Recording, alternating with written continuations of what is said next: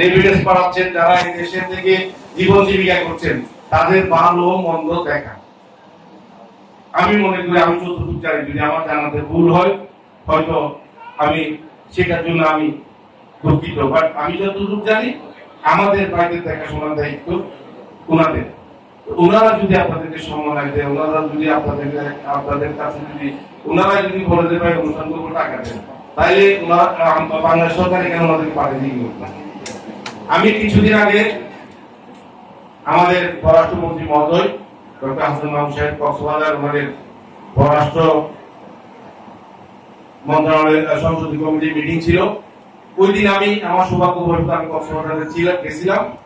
আমি শুনিনা এয়ারপোর্টে গেলাম মাথা করার জন্য, যেহেতু আমার নেতা উনি কক্সবাজার যাবে আর আমি ওখানে থেকে মাথা দেখা করবো না, কিংবা ওনাকে রিসিভ করবো না, এটা একটা বেয়াদবি হবে।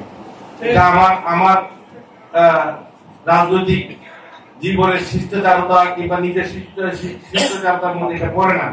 আমি এয়ারপোর্টে গেছি, উনি প্রথমে আমাকে দেখে বলল কিন্তু কথায় চলে কথায় কি আবার রেখেছি আমি না এই আমার নাম চিনি আমার বলছি সরি অনেকে এখানে বুঝতে পারলাম যে তো আমরা চিনি ওই না অনেক আছে পরিপুরের লোক আছে।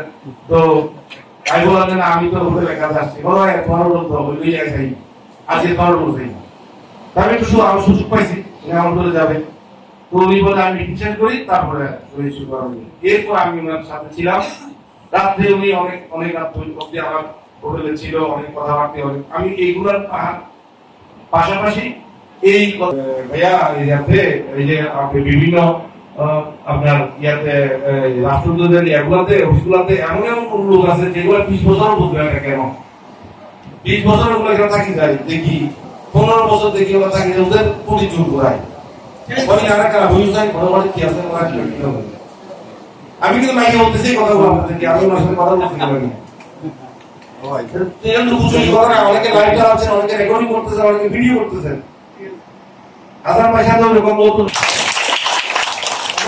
আমি বলবো যে আমাদের কাউন্সিলর যেন আমাদের ভূমিকাকে আমাদেরকে সালাম দিতে হবে।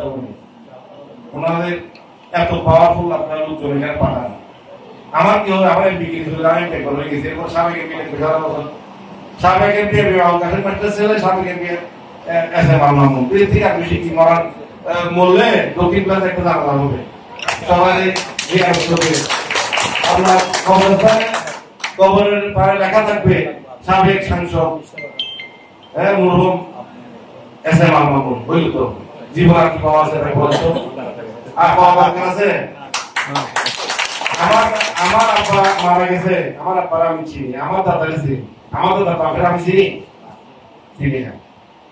আমার ছেলে আমার নাতি আমার চিনতে করে আমার চিন্তা না, ওই সাবেক সাংসদ ওইটাই আমার হতো। এটা এরপর আপনাদের যদি কিছু করে যেতে পারি এটা ফরার কারণের অর্জন।